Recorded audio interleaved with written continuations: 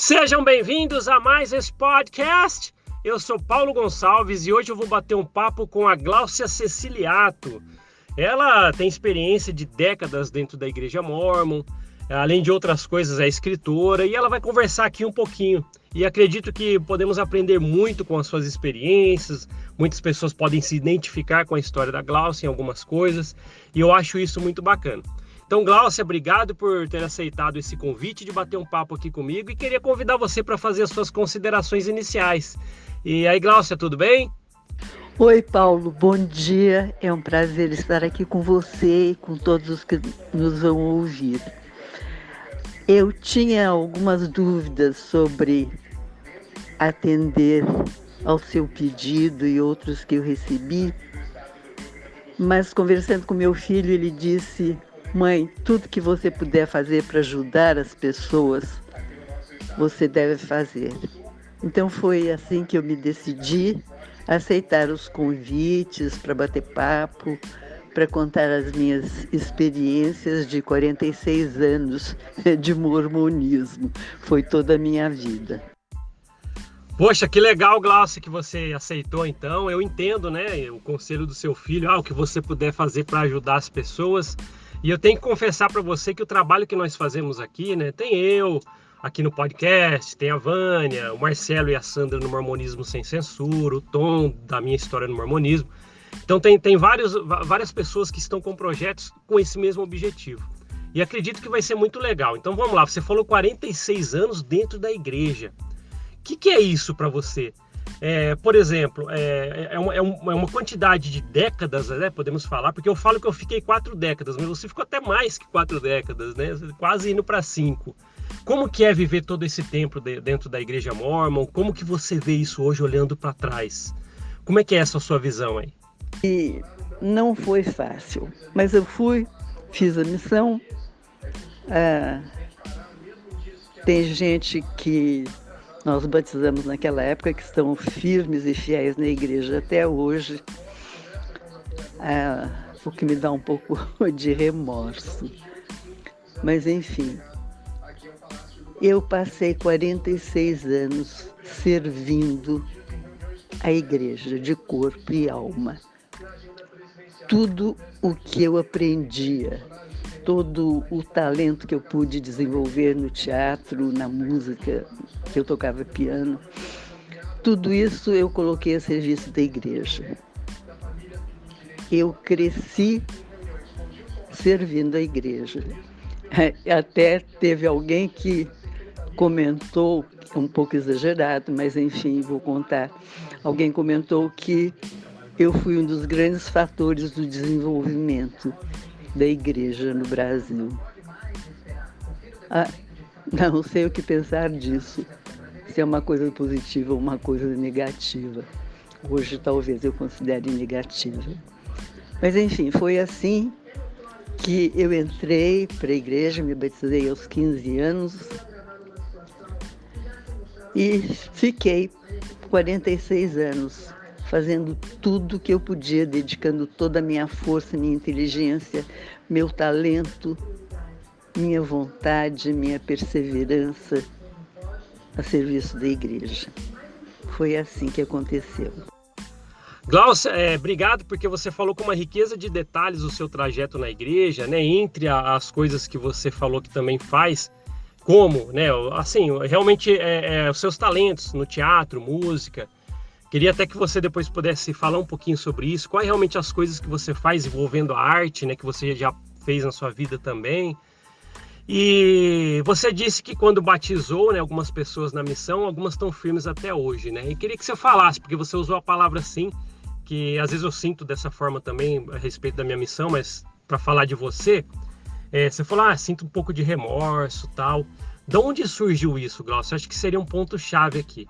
A gente ainda vai entrar em alguns trabalhos importantes que você fez para a igreja, depois queria entrar no Milagre do Perdão, que muita gente talvez ouviu o seu nome envolvendo o Milagre do Perdão, o livro, mas antes disso eu queria que você realmente entrasse. Mas quando você fala assim, remorso por quem ainda está lá firme, no caso das pessoas que você batizou, o que você quer dizer com isso? Paulo, quando eu digo remorso, é porque eu vejo os filhos e até netos do pessoal que a gente batizou naquela época, servindo firmes na igreja, se dedicando totalmente, saindo em missão. E eu fico com remorso porque a vida deles podia ter um rumo muito melhor, muito mais amplo, muito mais livre. Porque eu acho que uma das piores coisas do mormonismo é que tira a sua liberdade. Nós não somos nós, enquanto somos mormons. Gláucia, você compartilhou isso, né, falando sobre que o mormonismo ele tira a sua liberdade. Agora ficou até mais claro quando você fala que sente um pouco de remorso por quem continua firme lá. E para algumas pessoas que vêm aqui até o podcast, que comentam sobre esse trabalho, algumas delas falam bastante a respeito disso também, né? Que em algum momento elas se viram coagidas, porque existem palavras que as pessoas utilizam quando falam da igreja, que é coerção e medo. Eu sei que às vezes parece ser forte, mas as pessoas se identificam muito com isso, porque você é coagido a fazer coisas e tem medo pelas consequências. Então você acaba se limitando, não indo mais além, você realmente perde a liberdade com a falsa sensação de que você é livre. É como falam, né? Você é livre enquanto estiver dentro do quadradinho. Enquanto você estiver dentro do quadradinho, você é uma pessoa livre. Só que você não pode passar nos limites desse quadrado. Gláucia, como que foi para você então descobrir isso? O que aconteceu? O que despertou em algum momento que você falou assim, não é legal aqui, né? Poderia ter outro rumo. Onde você percebeu isso? Que momento? O que aconteceu que você pode falar? Foi isso que houve para eu ter essa opinião hoje? Porque eu tenho a minha, tal, muitas pessoas que comentam aqui. Mas como foi esse ponto para você? Bom, em geral as pessoas têm assim um ponto determinado, uma coisa que aconteceu. Comigo não foi isso. Com o correr do tempo, estando muito em contato com as autoridades gerais, indo muito para Salt Lake para trabalho nas conferências, eu fiquei muito perto dos poderosos, vamos dizer assim, da igreja. E eu fui sentindo ou percebendo que não existia amor, que não existia cristianismo. Era só uma organização onde todo mundo queria subir na vida, vamos dizer assim, subir de posto, mas não havia um calor humano nas nossas relações. Eu ia muito para Salt Lake, todas as conferências, para trabalhar na tradução, e eu percebia que às vezes aparecia um apóstolo na nossa reunião de treinamento e ele vinha tão bem arrumado, com um terno impecável, e eu percebia, sabe, aquele orgulho de ser o que ele era. Aquilo me impressionou muito, porque eu tinha um conceito completamente diferente de um apóstolo de Cristo. Até nem gosto de dizer apóstolo de Cristo, me referindo àquela gente lá. Encontrei muita gente boa também, lá em Salt Lake, no escritório, mas o pessoal assim, mais simples, não os grandões. Os funcionários normais eram ótimas pessoas, eu não posso me queixar. Mas eu fui sentindo que cristianismo era uma coisa completamente desconhecida deles. Eles não sabiam o que era cristianismo, não praticavam, não davam valor nenhum ao sentimento de cristianismo. Foi isso que começou a me incomodar muito, até o ponto em que eu comecei a me questionar: será que eu sou verdadeiramente cristã? E quando eu comecei a fazer essa pergunta a mim mesma, então parece que uma luz se acendeu e eu pensei: não, eu não sou verdadeiramente cristã. O que é ser um verdadeiro cristão? Aí eu comecei a mudar o meu foco. comecei a imaginar sempre o que Cristo faria nestas circunstâncias. E comecei a mudar a minha atitude em relação às pessoas, em relação às coisas. E aquilo foi despertando em mim também um sentimento de rejeição ao que eu tinha sido até aquele momento. Gláucia, muito obrigado por você ter falado isso, porque eu queria chamar a atenção de quem está ouvindo a gente aqui nesse podcast. A experiência que você está trazendo a respeito das coisas que você presenciou, participou, estava junto, olhando, isso é muito rico para muitas pessoas que às vezes procuram entender o porquê. Por que aqueles altos, né, os altos cargos da corporação, né, as pessoas chamam a igreja de corporação, né? Então às vezes a gente usa aqui no podcast corporação porque acaba entendendo que é similar a uma empresa. Então quando a gente fala sem querer que corporação, a gente está falando a igreja mórmon. Então às vezes as pessoas tentam procurar motivos por que as coisas lá de cima sempre eles estão lá naqueles cargos altos, inatingíveis, né? E todo mundo aqui embaixo se esforçando, limpando a capela, né? E eu, no meu caso, que presenciei muitas coisas, entre elas irmãs simples, irmãos simples, que tem um bom coração, que ajudava de coração, às vezes precisava de uma ajuda em contraposto da igreja. Não pode, não podemos, primeiro vai fazer isso, e algumas humilhações. Estou falando isso porque já fui de bispado, então já vi coisas assim. Gláucia, muito obrigado por compartilhar isso. Eu queria realmente que as pessoas ouvissem o que você falou agora. Sabe? É rico em informações para as pessoas entenderem como é a igreja lá em cima e por que às vezes a gente fala corporação mesmo. Sabe? Gláucia, para ficar claro, para quem já ouviu o seu nome, porque seu nome é conhecido, depois você até fala mais um pouco sobre isso, seu nome é conhecido por ser escritora. Eu queria também agora que você já entrasse um pouquinho o que seu nome tem a ver com o livro Milagre do Perdão, e também falasse o que você já trabalhou para a igreja, por exemplo, que as pessoas ouviram você falar assim, eu ia a trabalho em Salt Lake, nos escritórios da igreja, o que você fazia lá?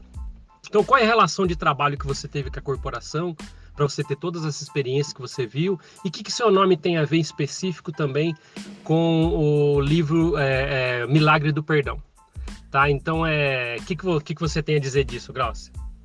Eu acho interessante como todos se interessaram por eu ter traduzido o Milagre do Perdão.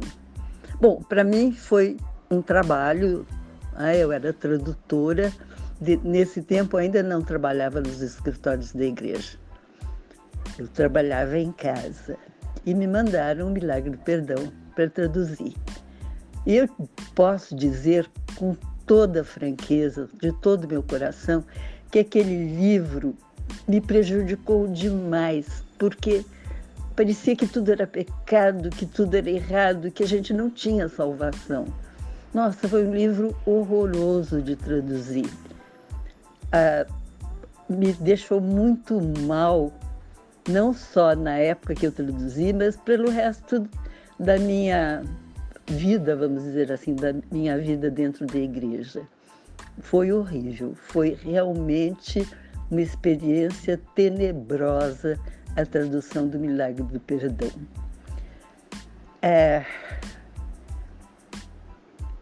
Fora isso, eu sempre fui tradutora da igreja, traduzia em casa. Isso desde o começo, eu era ainda bem jovenzinha, eles nem pagavam nada, eles davam para a gente traduzir, eu traduzia, até que depois, não me lembro quando, começaram a pagar pelas traduções, mas durante muitos anos eu traduzi sem receber nada. Mas, finalmente, depois de muitas coisas na minha vida, de muitos e muitos anos, eu fui convidada para trabalhar no escritório, em São Paulo, na associação. E eu fui. E eu percebi que existia, assim, alguma coisa que eles achavam que eu me sentia superior, eu sei lá, mas eu sentia uma certa resistência. Passado algum tempo, uma pessoa que trabalhava comigo chegou e falou assim: Gláucia, nunca imaginei que você fosse como você é. Eu tinha uma impressão completamente diferente. Ela tinha impressão pelo que os outros falavam. E a pessoa que era minha chefe naquela época também disse a mesma coisa.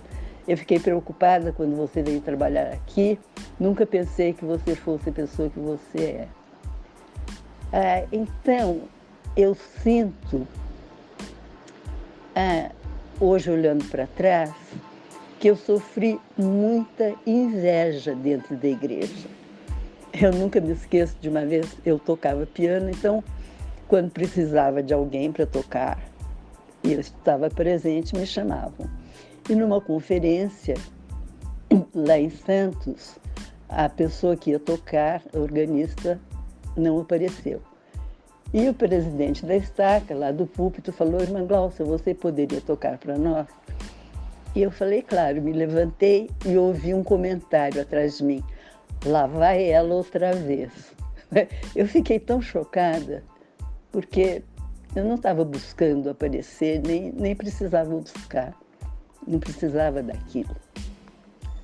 Mas, então, muito, eu sinto assim, muito, que eu sofri muita perseguição, até do púlpito, sabe, me atacavam do púlpito em conferência, dizendo que eu queria aparecer, que eu gostava de me mostrar.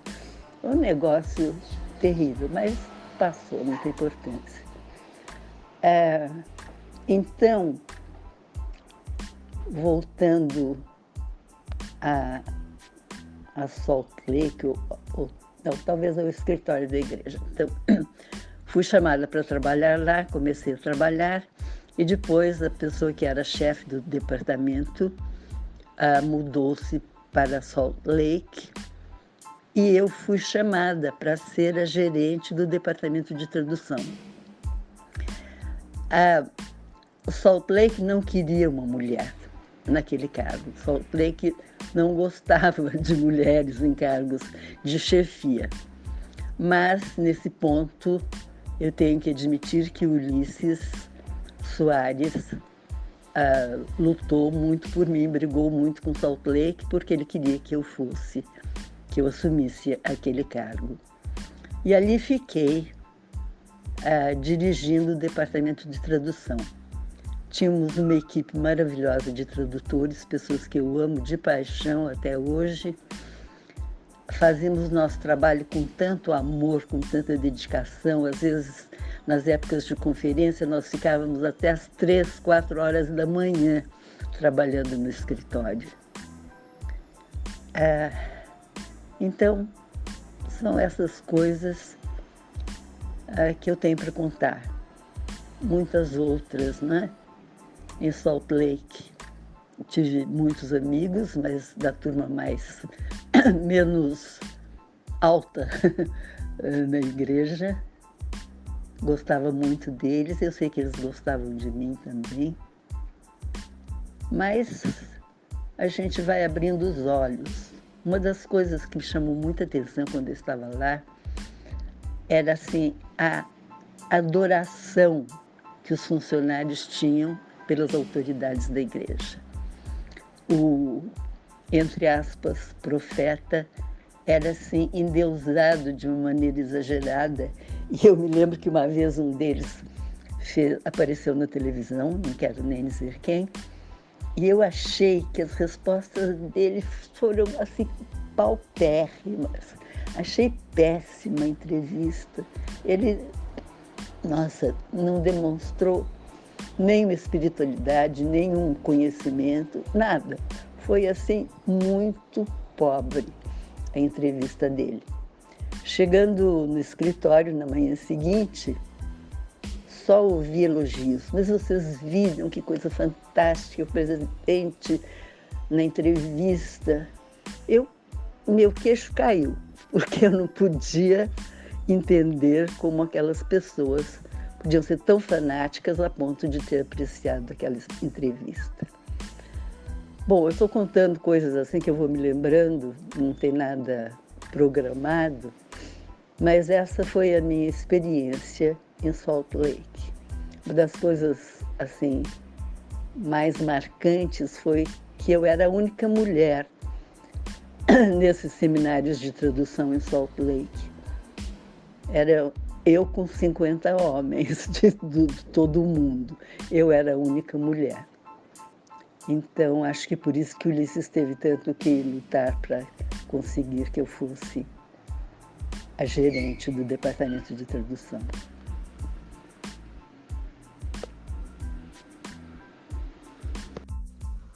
Gláucia, as coisas que você trouxe para cá são ricas em muitas peculiaridades, né? Porque a gente está vendo que você foi uma pessoa, você falou da inveja, né? Muitas pessoas talvez tinham inveja de você, mas eu acho que muita gente vai se identificar com isso.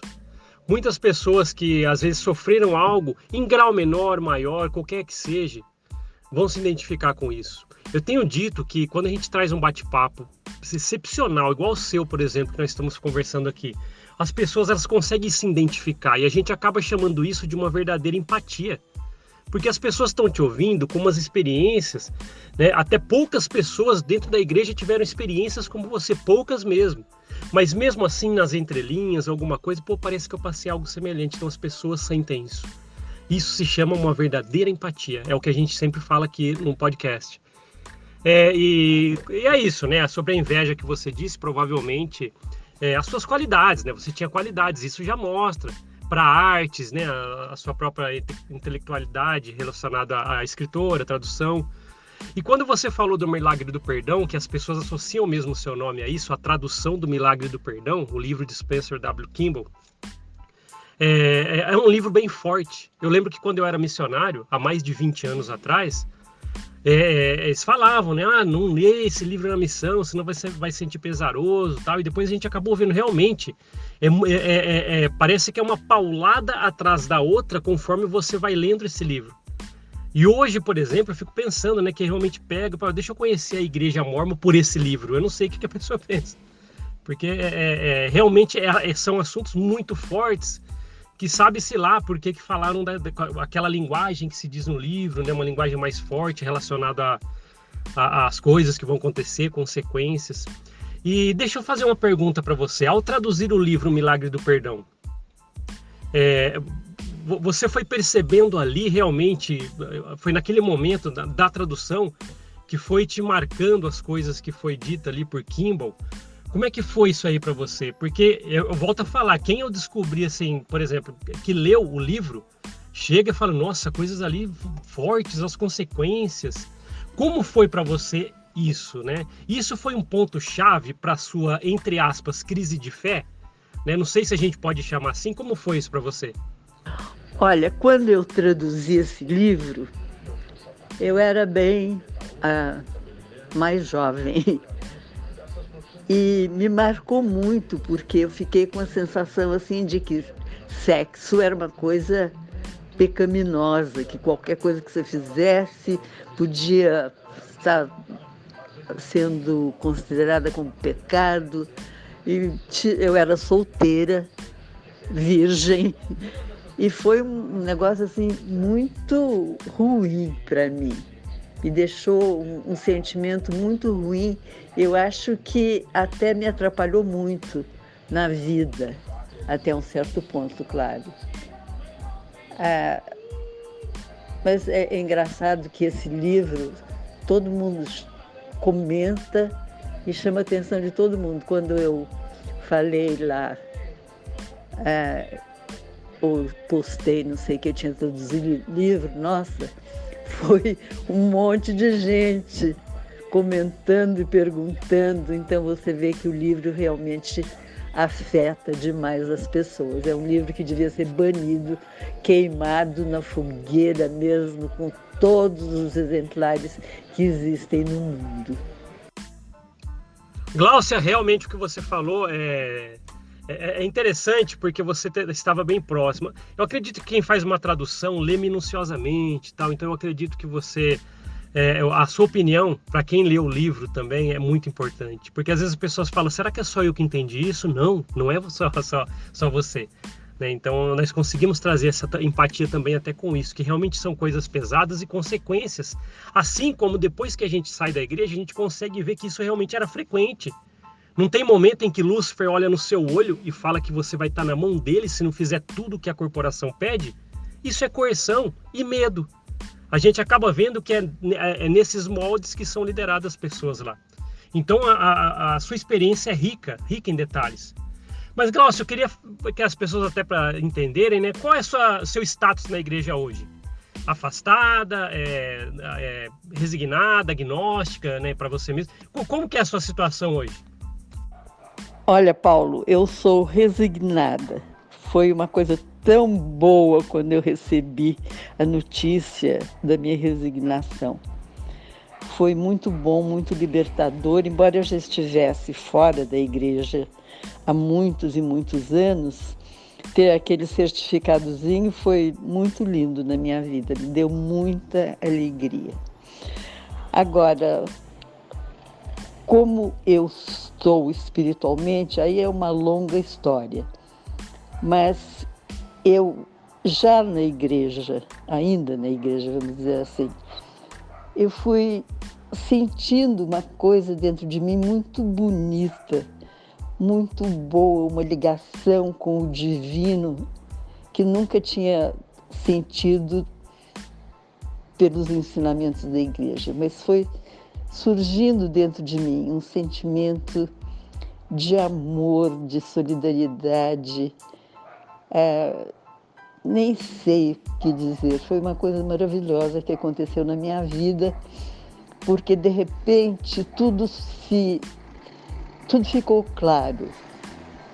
E eu percebi que a verdadeira espiritualidade está dentro de nós, que Deus está dentro de nós, que Deus não é aquele homem de barba branca e usa aquela bata branca, horrível, aquela imagem de Deus que a gente vê no templo. Fui sentindo Deus dentro de mim. Foi todo um processo que não teve nada a ver com a igreja. Foi uma coisa que foi crescendo dentro de mim, se desenvolvendo dentro de mim. E no livro que eu escrevi, eu descrevo esse despertar. Depois eu vou pegar e leio para você. Mas foi uma coisa muito linda que me deixou com outra visão do mundo, das pessoas, de Deus, de Cristo, de tudo. Então eu sou muito grata ao Deus em mim que me proporcionou esses conhecimentos, esse sentimento maravilhoso que eu tenho até hoje. Glaucia, o que você está falando aí é muito importante, né? As pessoas têm que saber que você pode se encontrar com você mesmo. Você não precisa de ritos, manuais de instrução da igreja azul, vermelho, um homem te chamar numa sala, portas fechadas, te falar como que você tem que guiar a sua vida. Cada coisa que você fizer, você tem que entrar numa sala e falar com alguém. As pessoas sabem, né, quando saem da corporação, saem da igreja, elas sabem que não precisam viver assim. Elas são livres para pegar suas escolhas, colher os frutos do que planta. E o que você está falando é isso. Você está procurando, né? Na verdade, você se encontrou pela sua essência e não por causa das coisas da igreja. E é isso, é como você disse. E então, Glaucia, na verdade, o que você trouxe até agora aqui, a gente viu que é uma riqueza de detalhes muito grande. Você é escritora, né? Você até comentou agora que tem um dos livros seus que passa uma mensagem muito importante sobre essas coisas. O que você tem para dizer destacado das suas obras? Por exemplo, um livro, por exemplo, que você destaca aqui para que as pessoas procurem saber mais sobre você, talvez pelos livros ou as histórias que você fala, né? Ou as coisas que você relata lá. O que você tem a dizer das suas obras e os livros que destacam, por exemplo, para você? Paulo, eu sou escritora de um livro só. Na verdade, não sou escritora. Escrevi um livro porque meu filho uma vez me telefonou e falou: mãe, eu já li tudo quanto é livro, ouvi tudo quanto é DVD, já vi tudo sobre coisas espirituais e não vejo nada diferente do que você fala. Então, para facilitar a minha vida, você escreve um livro e eu não vou ter que ler mais nada, só as coisas do seu livro. E eu achei aquilo interessante e senti que era um chamado, que eu estava recebendo uma tarefa que eu deveria cumprir.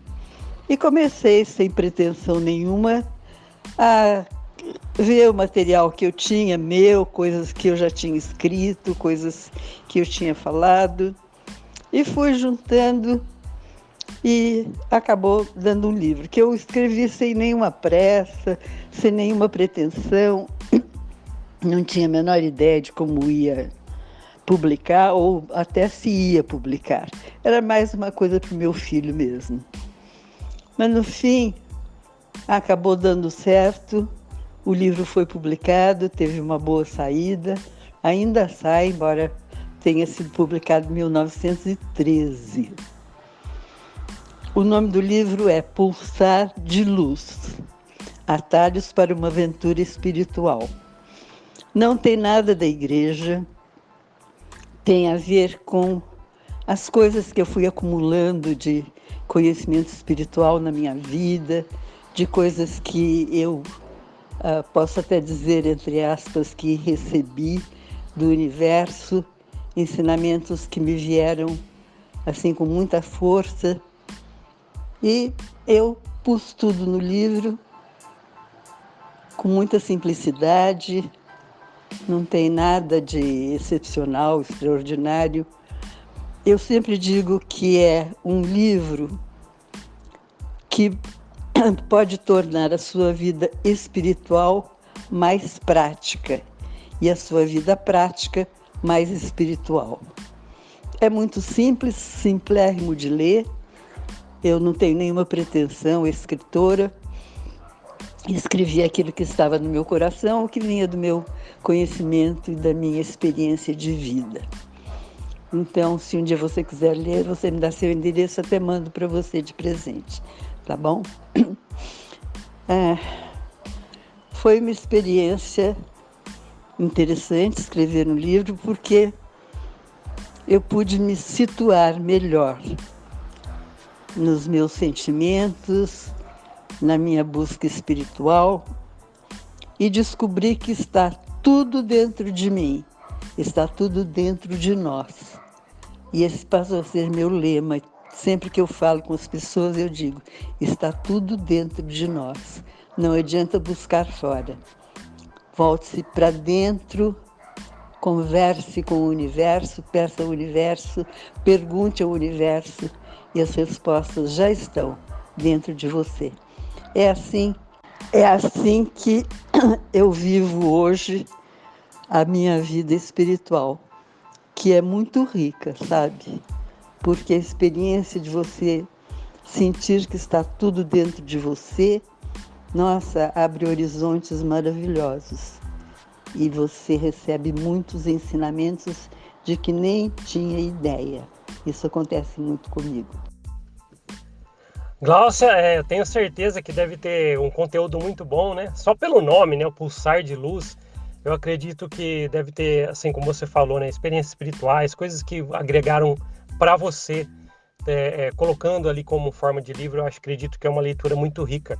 Com certeza já ficou para mim aí a indicação desse livro, sim, que com certeza eu quero ler, e vou sim falar sobre ele depois, assim que eu ler, porque já tem aquele gostinho de que eu sei que eu vou aprender algo com ele, com as suas opiniões lá escritas, tá? Glaucia, que legal poder falar com você aqui, foi um bate-papo bem bacana, como você falou, ninguém planejou nada, né? Geralmente meus bate-papos são assim, a gente vem em conversa, e o seu nome já te precede, né? Então, como falou, às vezes é conhecida como a tradutora do Milagre do Perdão, né, em português, mas é isso, né? Mas agora a gente viu muito mais coisas por trás disso, né? A mãe que você é, a pessoa que se dedicou para a igreja, trabalhou para a corporação, entre outras coisas de experiências que você trouxe aqui.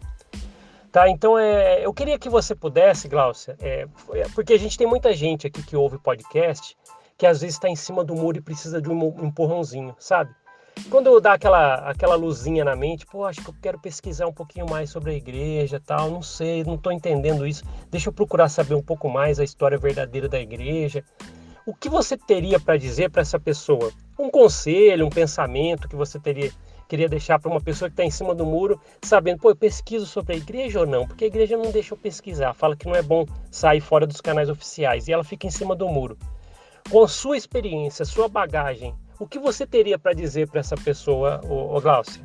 Paula, acho que eu não sou a pessoa certa para responder essa pergunta, porque eu não pesquiso nada. A minha saída não teve nada a ver com a história da igreja, nada. Foi uma coisa íntima que eu senti que aquilo não era verdadeiro. Eu senti que não existia amor ali. E o amor é a base de todas as coisas espirituais. Então, eu não posso dizer pesquise, não pesquise, porque para mim isso não teve nenhuma relevância, não influiu absolutamente em nada. Foi uma coisa de dentro do meu coração, foi um encontro que eu tive com Deus e foi, tenho certeza que foi Ele que me orientou, que me inspirou e que me deu a conhecer que a igreja não era o que dizia ser.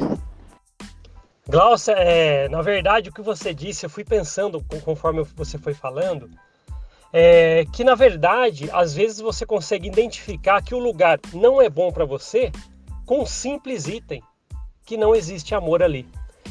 E a gente tem, na verdade, a gente trouxe já várias experiências para cá, mostrando o quanto as pessoas já sofreram na mão de pessoas que aparentemente têm amor, mas na verdade não.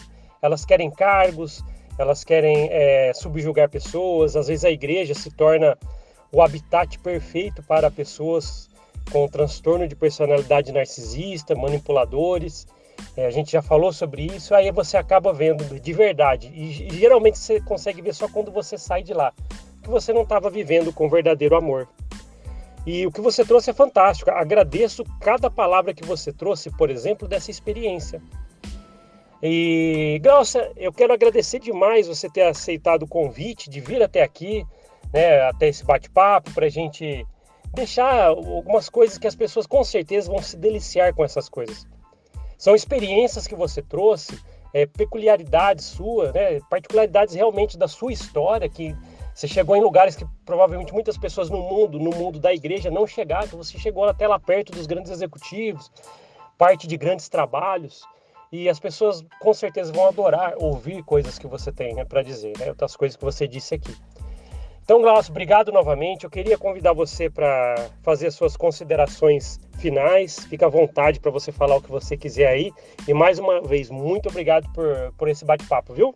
Eu só tenho a agradecer o convite tão gentil que você fez, as palavras bondosas que você está falando a meu respeito.